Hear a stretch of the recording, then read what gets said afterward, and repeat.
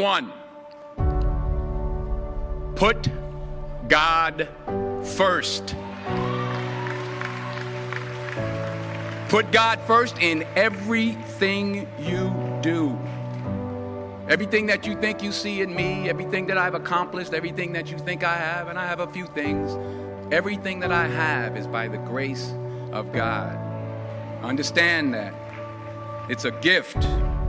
40 years ago, March 27th, 1975, it was 40 years ago, just this past March, I was flunking out of college. I had a 1.7 grade point average.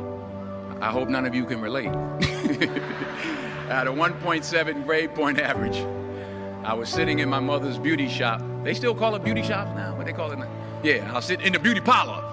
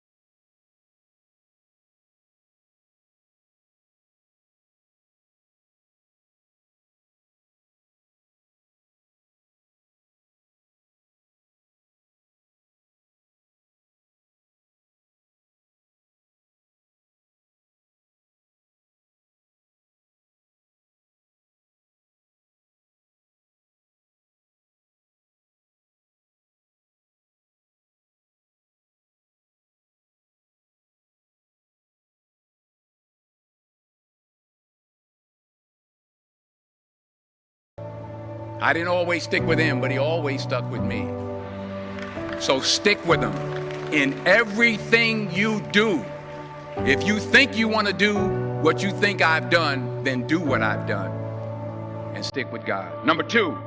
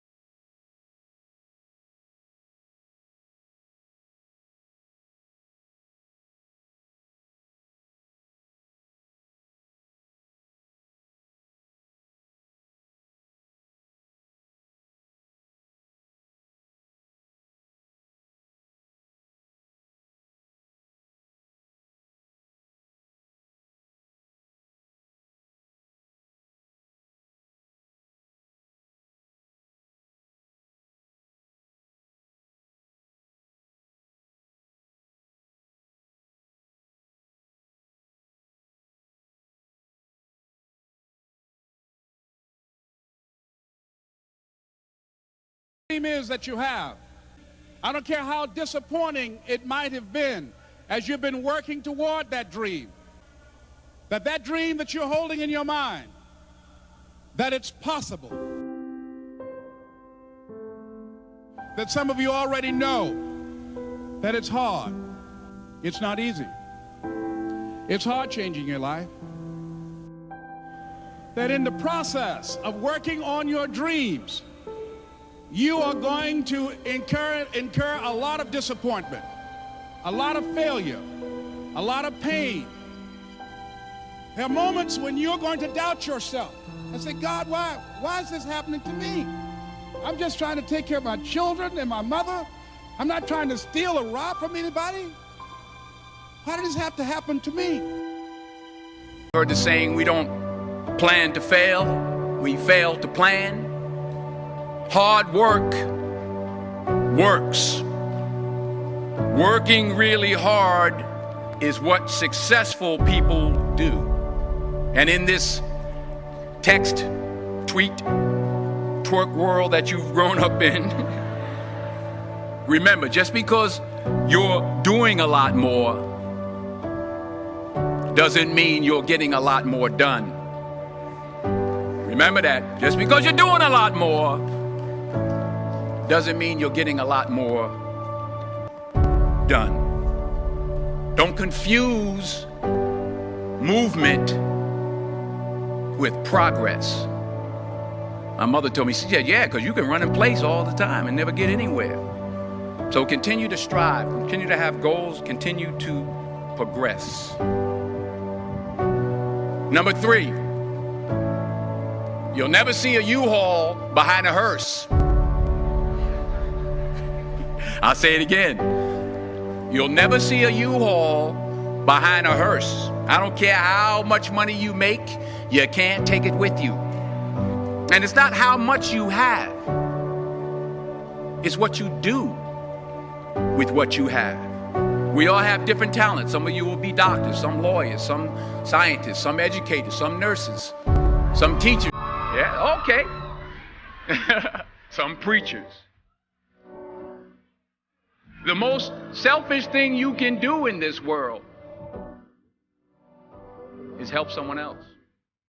Why is it selfish? Because the gratification, the goodness that comes to you, the good feeling that I get from helping others, nothing's better than that. Not jewelry, not big house I have, not the cars, but it's the joy. That's where the joy is, in helping others. That's where the success is. Finally, I pray that you put your slippers way under the bed tonight, so that when you wake up in the morning, you have to get on your knees to reach them. And while you're down there, say thank you. Everything you're going through is preparing you for what you ask God for.